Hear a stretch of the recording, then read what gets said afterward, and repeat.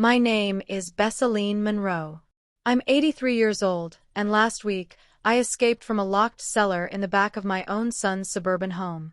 The room had no light, no heat, no air, just a pile of moldy newspapers for a bed, and a pail in the corner for my dignity. I'd been in there for 4 nights, and the last thing I remember before blacking out from thirst was my son whispering through the door, "You'll be worth more this way, Ma. They said keep you alive." Barely. That was when I knew it wasn't just abuse. It was business. I heard it through the vents 2 days earlier. His wife, that cruel girl Sierra he married after his first wife died, had said it so casually while stirring soup. "They'll take her organs while she's asleep. Old livers go for less, but the heart? If it's clean enough, they'll pay. She's been nothing but a burden. Might as well make her useful." I remember every word, because I wasn't always this weak. There was a time I ran a ranch with my bare hands. I birthed 3 children and buried 2. I paid for my son's law degree after scrubbing motel bathrooms on my knees. And this was my reward. Sierra had always had that edge in her voice. Sweet in front of company, venomous when it was just the 2 of us. She was the one who convinced my son to take over my property, back when I signed the deed in his name for safety. She said it was better for taxes, better for legal protection. And now I was the liability. The last night I spent in that dark room, I prayed out loud, not for deliverance, not even for justice. I prayed that if I made it out alive, I'd never let myself be weak again. That's when I remembered the vent behind the water heater. The one I used to clean with a toothbrush. It was narrow, but not sealed. My arthritis screamed in every joint as I clawed my way up the wall. I wrapped a plastic bag around my hand to cover the jagged metal. I didn't care if it tore me open. I'd rather die escaping than be sold for parts. And so, I crawled. Crawled with blood running down my arm. Crawled while the house above me rumbled with laughter from the poker night Sierra hosted every Thursday. Crawled until I tumbled out behind the garden shed, breathless, wild-eyed, heart-pounding. It was 3 a.m. and I was free, but I had nowhere to go, and no one who would believe me. I sat on the cold ground, clutching my arms, rocking slowly. That's when I remembered something even darker than the cellar. Something from my childhood. From before the ranch, before the kids, before I even knew what love could be. My stepmother. And the night she left. The night that made my father scream those words I never forgot. "I'll sell you off to the organ harvesters, girl. Mark my words, you'll be worth something someday." And now, all these years later, he was almost right. But let me tell you the real story. The one no one dared ask me. It started long before Sierra. Long before I was old. Back when I was just 10 years old. And I watched my stepmother throw her wedding ring into a pot of boiling beans and walk out the front door without a word. And that was the night everything changed. I was 10 years old the night my stepmother left. Her name was Marletta. A woman with soft curls and eyes like a storm. You never knew if they held calm or thunder. My mother had passed 3 winters earlier. Pneumonia swept through our little Arkansas town like the plague. We buried her in a shallow grave behind the old red barn, just before the first frost. I was only 7, but I remember how heavy the sky felt that day, like even the sun didn't dare shine on our sorrow. Daddy remarried fast. Too fast. Folks whispered about it. Said Marletta came from nowhere. Showed up at the church one Sunday with red heels and no Bible. That should have been a clue. At first, I thought she was magic. She smelled like lilacs and cinnamon. She painted her lips bright cherry red and called me Honey Bunch. But soon, that syrup turned bitter. She hated that I looked like my mama. She said it out loud once, when she thought I was asleep. "That girl stares at me with her mama's ghost eyes." I swear, John, sometimes I feel like she's watching me from the grave. My father drank more after Marletta moved in. He'd sit on the porch at night with a glass of brown liquor, rocking in his chair, mumbling to himself. She controlled everything else: the house, the meals, the bank book. One night, I came in from feeding the goats and smelled something burning. I walked into the kitchen and saw her standing over the stove, her hand trembling as she dropped her wedding ring into the pot of beans. She didn't even look at me. She just said, "I was never made to be anyone's mother." Then she walked out. No coat, no bag, nothing. My father didn't speak for hours. He just stood there, staring into the bubbling beans. Then he grabbed the pot and hurled it across the room. That was the first time he hit me. And it wasn't the last. After that night, Daddy changed. The man who used to kiss my forehead and call me little lady became someone else. Someone with fists instead of words. "You remind me of her," he'd sneer. At least she had the decency to leave. By the time I was 12, I was sleeping in the shed. He said the house was too full of ghosts. But it was only the two of us. He stopped calling me by name. Started calling me it. If I didn't have to feed it, I'd sell it, he told the preacher one afternoon. The preacher laughed nervously. Thought it was a joke. But I didn't. Not after I overheard my father on the phone with a man named Bert. A man who said, "We don't ask questions. We just need the parts clean." I didn't understand much, but I understood enough. That night, I packed the only things I owned: an old tin of pennies, Mama's comb, and a photo of us taken when I was 5. I slipped out the back and ran. Ran so far my feet bled. I don't remember how long I wandered, but I remember the cold. The way my stomach groaned like a dying animal. I thought I would die out there. But I didn't. A woman found me on the steps of a roadside chapel. Her name was Miss Edna, and she was the first person since Mama to look at me like I mattered. She took me in. Gave me a warm bath. Told me I wasn't crazy. "You're just broken in places they couldn't see," she whispered one night. "But you'll heal. Broken things always do." Miss Edna raised me until I was strong enough to raise myself. But the damage had already been done. I swore I'd never let anyone get close enough to break me again. Until I had children. Until I gave birth to my son, Trevlin. He had my nose and my softness. For a while. But now I see it. Now I understand. The same poison that lived in my father now runs through my son's veins. And I was too blind to see it, until it was almost too late. Trevlin wasn't always this cruel. When he was a baby, I used to sing to him every night. "You are my sunshine." I remember the way his tiny fingers curled around mine like I was the only thing keeping him tethered to the world. Back then, I still believed in love. I believed in redemption. I believed that if I gave him everything I never had, warmth, protection, food, safety, he'd grow up different. Better. And for a while, it worked. He was a quiet child.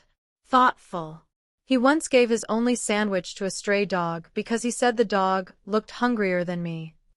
He'd sit beside me while I knitted on the porch, his small hand resting on my knee. But then came Sierra. She met him at a junior college mixer when they were barely 20. She wore fake lashes, fake nails, and a smile you could smell from across the room. But underneath it, there was something else. Something hollow. I saw it the moment she shook my hand. Her grip was limp, like she had no use for real connection. And her eyes? Her eyes did that thing Marletta's used to do, scanning the room for something better. Still, I tried. I gave them the house when they couldn't afford rent. I moved into the smaller guest room to give them space. I cooked, cleaned, took care of their baby when they wanted to travel and explore while we're still young. And I never asked for anything in return. Not even a thank you. But slowly, things changed. Sierra started locking the fridge at night. Said I was sneaking too many snacks. I'm diabetic. I wasn't. She told my son I was deliberately being slow with the baby. She accused me of trying to poison her soup when I added salt without asking. And Trevlin, he stopped looking me in the eye. He started calling me by my first name, Bessaline, instead of Mom. He made jokes in front of their friends about how I wander around like a ghost. Sierra laughed. Soon after, they moved me into the basement. It's just until we remodel the upstairs, Trevlin promised. But the remodeling never came. I started noticing strange men coming to the house. Men who never stayed long. Men who didn't make eye contact. One of them dropped a folder once. It had photos, medical charts, an outline of my silhouette, labeled Subject B. When I picked it up, he snatched it out of my hand. Sierra said he was from the insurance company. But insurance men don't carry scalpels in leather bags. One night, I tried to tell Trevlin. I begged him. He sighed and rubbed his temples. You're old, Ma. You get confused. Just rest. We'll take care of everything. That night, I overheard Sierra on the phone again. She said, her kidneys are surprisingly strong. The guy said it's rare for someone her age. We'll get a good payout if we freeze her first. Less stress on the tissue. That's when they locked the basement door. That's when I stopped being their mother and became their investment. They underestimated me. They thought because I was quiet, I was weak. Because I was old, I was done. But I'm still that girl who survived being abandoned by one stepmother and threatened by her own father. I'm still that girl who ran barefoot into the dark and lived. They don't know what I'm capable of. And after I escaped that cellar, after I stumbled down the street wrapped in nothing but a sheet and the rage of 1,000 betrayals, I didn't go to the police. I didn't call the neighbors. I didn't cry. I went back. To a place even darker than the basement. To the past I had buried under years of silence. I went to find someone. Someone I swore I'd never speak to again. But I had no choice. Because if I was going to stop Trevlin and Sierra, I needed the one person who knew how this business really worked. My father. I hadn't seen my father in 47 years. Not since the day I turned 18, when I stood on the porch of the rehab clinic that Miss Edna drove me to, and I told him, if you ever come near me again, I'll bury you myself. He looked at me then, those sharp gray eyes softening just for a second. Then he laughed. That's my girl, he said. And that was the last thing he ever said to me. Until now. I found him 2 towns over, living in a weather-beaten trailer parked behind a shuttered pawn shop. Someone told me he went by Old Jack these days. The windows were fogged, the screen door flapped in the wind, and the porch steps sagged under my feet as I knocked. He didn't answer. So I pushed the door open. The smell hit me first. Cheap beer, motor oil, something rotting. And something else. Something familiar. Like burnt beans.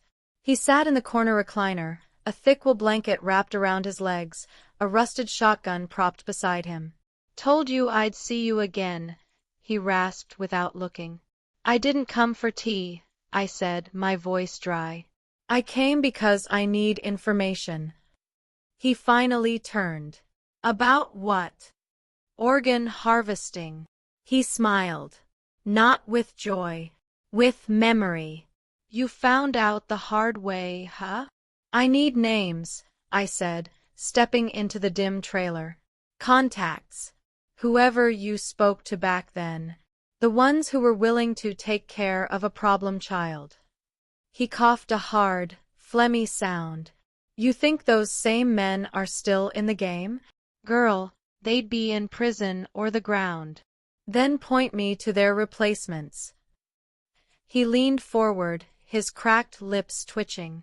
"You're too late for revenge, Bess. You're too old. They already tried, didn't they? Your boy and his snake wife. That's why you're here." I didn't say a word. I didn't need to. He chuckled. "Blood runs dirty, baby girl. You fight and fight, but sometimes the poison's already in him. Nothing you can do." "I'm not here to cry about what he did," I snapped. "I'm here to stop what's coming. They're planning to do it to others. Women like me. Old. Forgotten." I saw a list. That got his attention. He stared at me a long while, then pulled out a faded file box from under his chair. Inside were papers, notes, old names scribbled on napkins and beer coasters. He slid a yellowed sheet across the coffee table. "Start here," he said. "This woman runs a fake home health agency out of Minden. Recruits folks like Sierra. Makes it look legal." I grabbed it with trembling hands. "Why help me?" I asked. "Because you're the only thing I ever got right," he said quietly. "Even if I didn't treat you like it." I left without looking back. It took me 3 days to get to Minden. I pawned Miss Edna's locket for a bus ticket.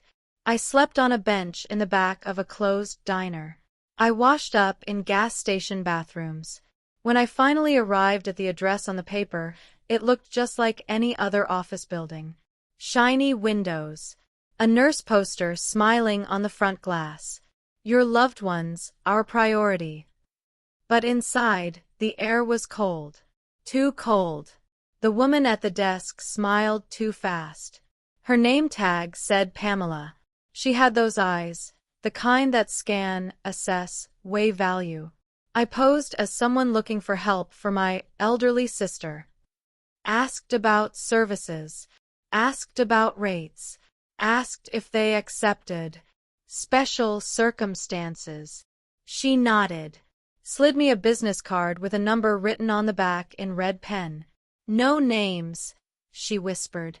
"Just tell him you were referred by Sierra." And just like that, I had it. Proof. A direct connection. Sierra wasn't just plotting to sell me. She was part of something bigger. Something organized. But I couldn't go to the police. Not yet. Because they'd need more than a card and a whisper. They'd need evidence. So I decided to go back. To the house. To Trevlin and Sierra. This time, not as a victim. This time, I'd be the ghost they thought they buried. And when I returned, I wouldn't come alone. Because I had one more name to contact. Miss Edna. And she wasn't just a sweet old church lady anymore. She ran a senior underground network. A coalition of forgotten grandmothers and war-worn widows. And we were about to make some noise. Miss Edna answered the phone on the second ring. "Bessaline Monroe," she said in that same strong voice I remembered from childhood. "I knew I'd hear from you again. Just didn't know it'd be when the wolves were at your door." "I need help," I said, the words catching in my throat. "I figured. You don't call for chit-chat." She didn't ask for details. She didn't need to. I'd barely gotten through my first breath when she interrupted. "I'll call the girls." I arrived back at my son's house 2 days later, wearing a thrift store dress, a sun hat pulled low, and a limp in my right leg I didn't remember having. Not from old age. From trauma. From betrayal that dug deeper than bone. The front lawn was overgrown now. The smile, "You're on camera," sign hung crooked. I could see through the half-open curtains that the living room had been redecorated. Cold. Glossy. As if every trace of me had been scrubbed from memory. I rang the doorbell twice. Trevlin answered in gym shorts and a scowl. "Ma," he blinked. You're alive?" I smiled. Not warmly. Not cruelly. Just enough to freeze the air between us. "Don't worry," I said softly. "I'm not here to haunt you. I just want to talk." He looked back into the house. I could hear Sierra's heels clicking down the hallway. Her voice. "Who is it?" He stepped outside and closed the door behind him. "You need to leave," he whispered sharply. "Sierra thinks you're dead. She told them you died in your sleep. She even burned some of your clothes. She's got a hole." I held up my hand. "I'm not here to listen to lies, Trevlin. I'm here to offer you one last chance." His face twisted. "To what?" "Apologize." "No," I said. "To confess." He looked around, nervous. "Are you recording this?" "Should I be?" He didn't answer. "I know about the list," I said. "The medical charts. Pamela. The organ route through Minden. I know everything. And I have the card with your wife's handwriting on it." Trevlin's jaw clenched. "If you go to the police," he growled, "Sierra will claim you were delusional. That you ran away. That you came back spewing nonsense." "That's what you'd like," I said. "But there's one problem." I turned my head slightly, and a white van parked across the street flickered its headlights. That van's full of women older than me who've all been targeted by that same network. And they've got files. Photos. Audio. Two of them used to be nurses at that Minden facility before they realized what was happening and left. I stepped closer. "See, Trevlin. I'm not just your mother anymore. I'm the woman you tried to erase. And now, I'm the one holding the match over everything you and your wife built." He tried to grab my arm. And that's when the front door burst open, and Miss Edna stepped through. 79 years old. Pearls on her neck. A walking cane in one hand and a legal document in the other. "You lay another finger on her," she said, her voice like thunder, "and I'll personally bury you with that smug little snake you married." Trevlin froze. Sierra appeared behind him, lips parted. What is this?" "Eviction," Edna said, thrusting the paper at her. "What?" "Turns out," I said slowly, "you can't sell what doesn't belong to you." I reached into my bag and pulled out the original deed to the house, one I never filed under Trevlin's name. The one I kept in a lockbox in Edna's attic all these years. "I gave you the copy," I said, watching Sierra's face crumble. "But not the real thing." Sierra's hands trembled. "You—" "I what?" I said. "Survived, outwitted you, came back from the dead." Miss Edna chuckled. "Baby, you thought you were dealing with a ghost. But she's been wide awake all along." Sirens wailed in the distance. "I called them just before I rang the bell," I said. "They'll want to ask you about the woman who died in her sleep. And why you never reported a missing person." Trevlin's face turned the color of ash. Sierra stepped back into the house like she could disappear into the wallpaper. "You'll never prove anything," she hissed. "I don't need to," I said. "They will." Behind me, the van door slid open, and out stepped 6 women. One with a neck brace. One with bandages on her hands. Another with tears already spilling. All of them survivors. All of them ready to speak. "Your days of feeding off the old are over," I said. "And this time, there will be no hiding behind excuses." The police pulled up to the curb. Blue lights danced across the windows. And for the first time in months, I felt safe standing in front of my own home. But this isn't the end. Not yet. Because when you fight to reclaim your dignity, your story doesn't end when justice knocks. It begins when your voice finally echoes where silence used to live. The courtroom smelled like lemon polish and old secrets. I sat in the front row, hands folded, my back straight despite the tension in my bones. I wore my Sunday best, Miss Edna's silk scarf around my neck and the navy blue dress I'd sewn myself 20 years ago. I didn't dress for pity. I dressed for war. On the opposite side of the room, Trevlin sat hunched in a cheap suit, eyes fixed on the floor. Sierra sat beside him with her legs crossed, still trying to look untouchable, like her mascara could shield her from what was coming. But you can't outdress the truth. Not when it's been dug up and placed, piece by piece, on the judge's bench. The prosecution's file was thick. It contained testimonies from the 6 other women who had walked out of that white van. Medical records falsified by the Minden Clinic. Audio files, recorded by one of the brave women who'd posed as a client, of Pamela explaining procedures for organ transport. It also had the original deed to the house. My name in permanent ink. And 2 affidavits, one from a retired notary, one from Miss Edna, confirming I'd never legally transferred it to anyone. Sierra's lawyer tried to spin the story. Mrs. Monroe suffers from episodes of confusion and paranoia. Her son and daughter-in-law were simply trying to care for her under difficult conditions. They were never aware of any criminal operation. But then the judge played the audio recording. Sierra's voice, clear as daylight. Keep her sedated. That way there's no panic when they come for her. It'll look like a natural passing, just like the others. You could hear her giggle at the end. That giggle changed everything.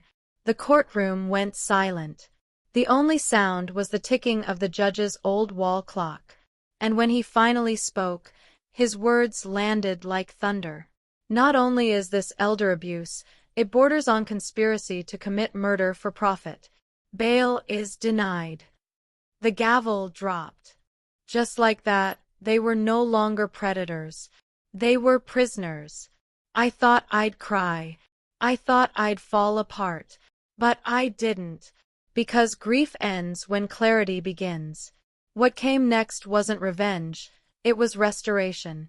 Word spread fast through the community. Churches, senior centers, old book clubs, they all started talking about what happened. People came forward. Others who had been silenced, forgotten, manipulated.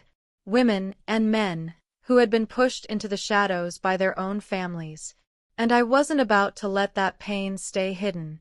Miss Edna and I co-founded the Second Sunrise Coalition, a group that helps elderly victims of financial exploitation, neglect, and trafficking.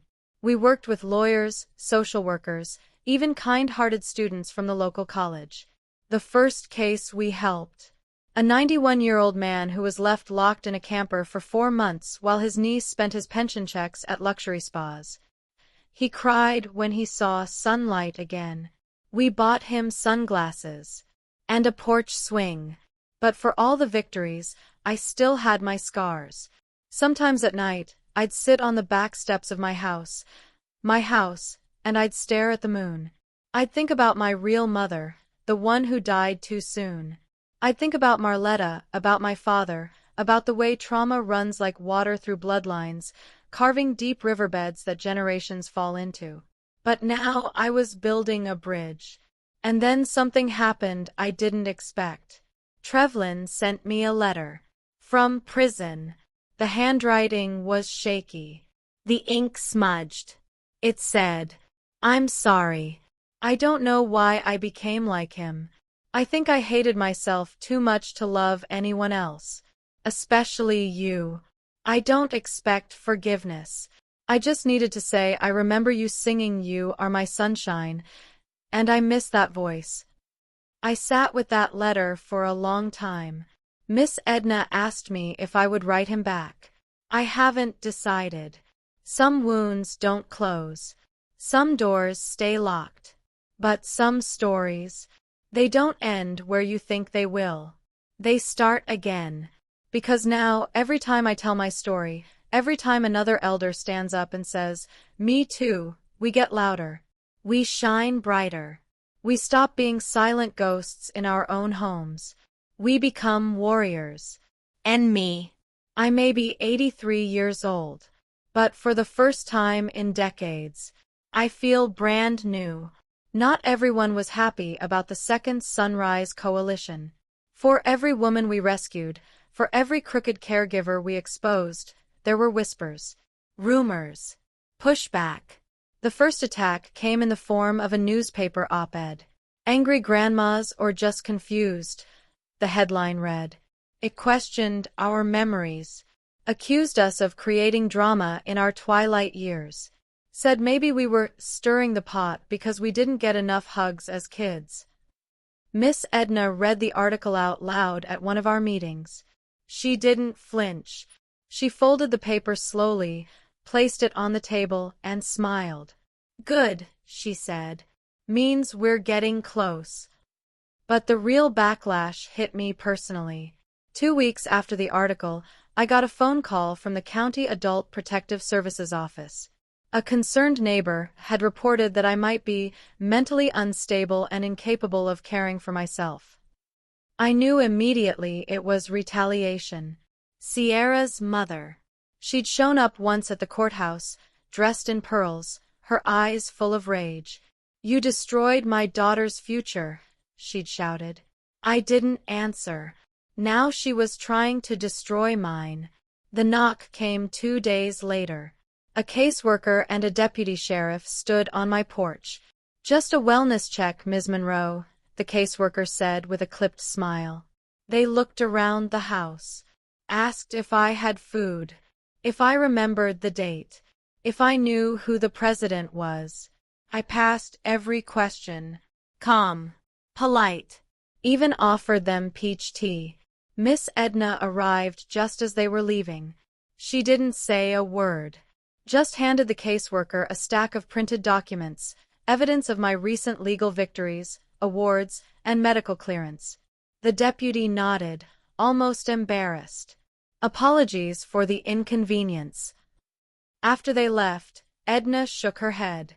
They're trying to rattle you, she said, because scared people don't make good leaders. But I'm not scared, I said. And I wasn't.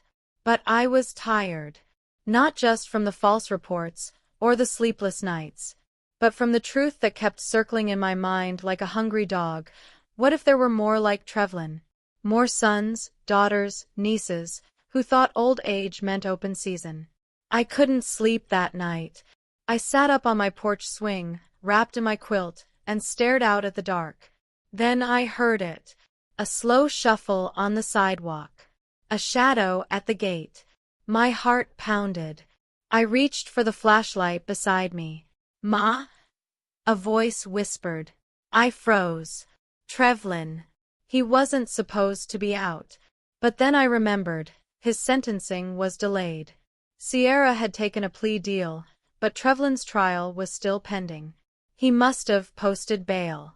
He stood there in the moonlight, thinner than I remembered. Eyes hollow. I didn't come to hurt you, he said. I just wanted to see you. One last time. Before I go away. I didn't speak. He stepped closer. You were right. About everything. About Sierra. About me. I wanted so badly to be better than him, but I became worse. You became him, I said quietly. He dropped his head. I read about what you're doing, he said. The coalition. The women. You're doing good, Ma. You tried to sell me, Trevlin, I whispered. You locked me in a cellar. He looked up then, eyes glassy. And I'll carry that guilt forever. But if there's anything I can do, anything to help you fight this, to stop people like us. I stopped him with a raised hand. Then testify, I said. He blinked. What? Testify. Tell the court everything. Not just what you did to me, but the whole system. Sierra, Pamela, the doctors, every name, every deal. He hesitated. You want redemption? I said. That's the price. He looked down, nodded once. Then he walked away. I watched until he disappeared into the shadows, not sure if I'd ever see him again. The next day, his attorney called me. Trevlin had agreed to turn state's witness. Suddenly, everything shifted. Pamela was arrested. 2 surgeons in Minden were indicted. The fake home care agency was shut down. The media tried to twist it again. Shocking twist. Son who betrayed his mother helps dismantle trafficking ring. But I didn't care about headlines. I cared about the women now calling us. Women from Florida, Texas, even Alaska. They said, I thought I was the only one. They said, I didn't think anyone would believe me.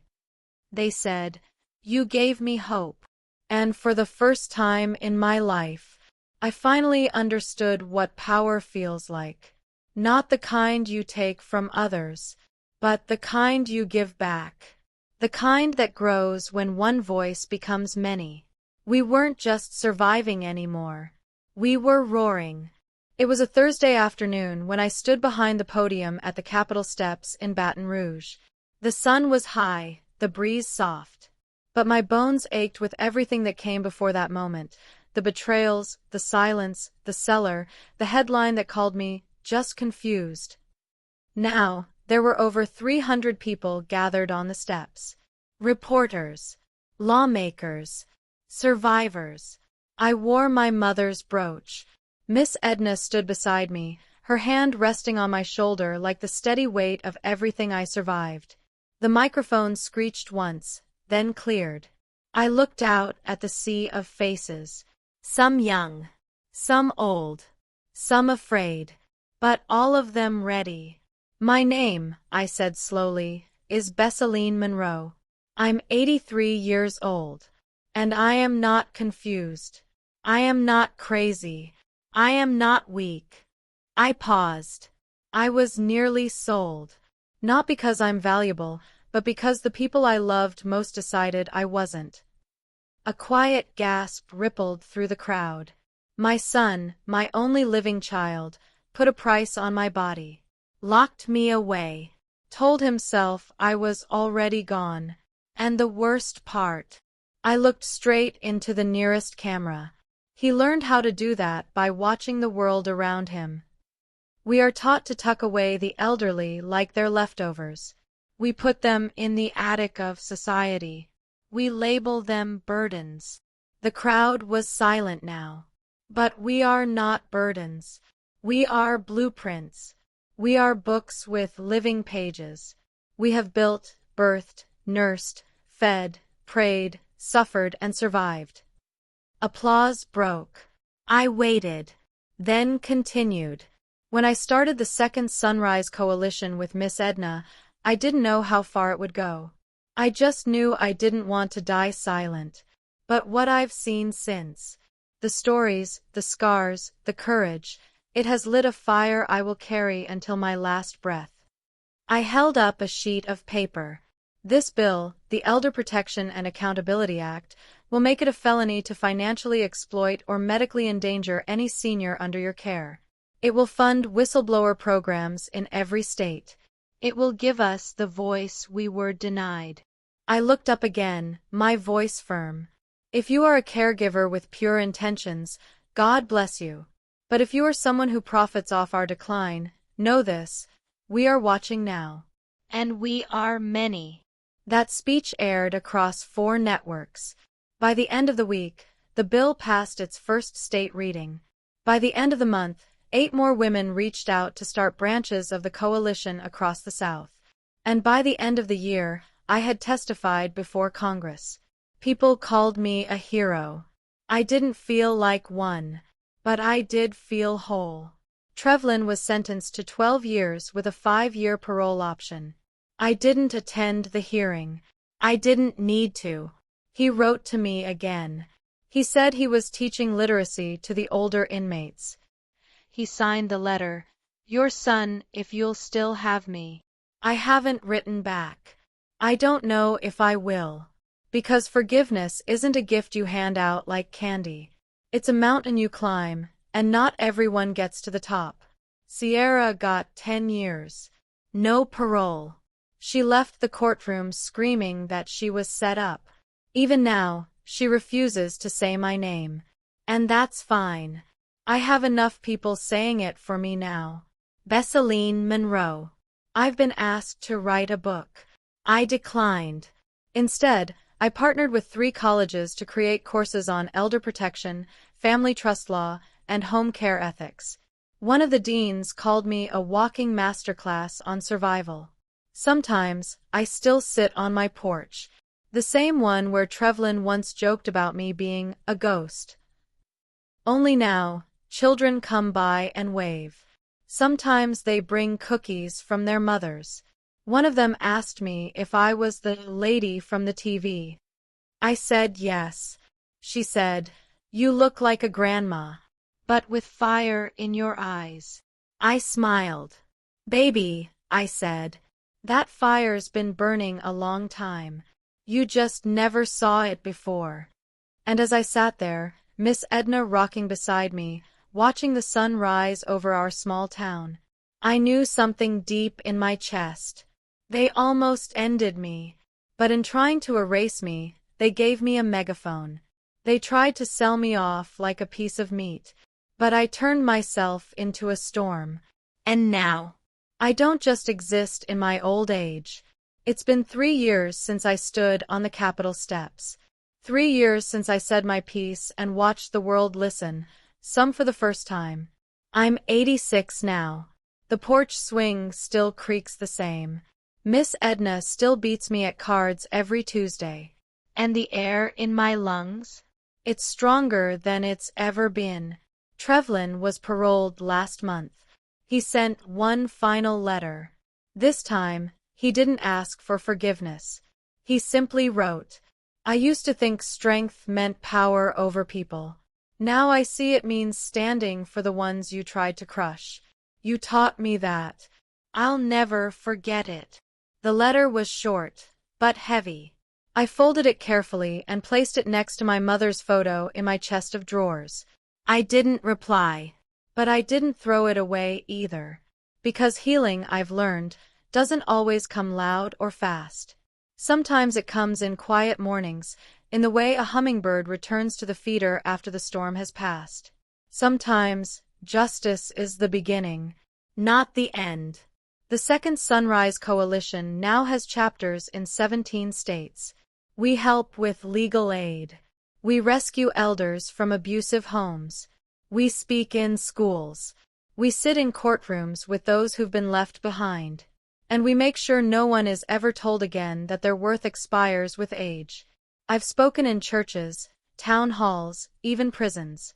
At one event, a woman my age came up to me with tears in her eyes.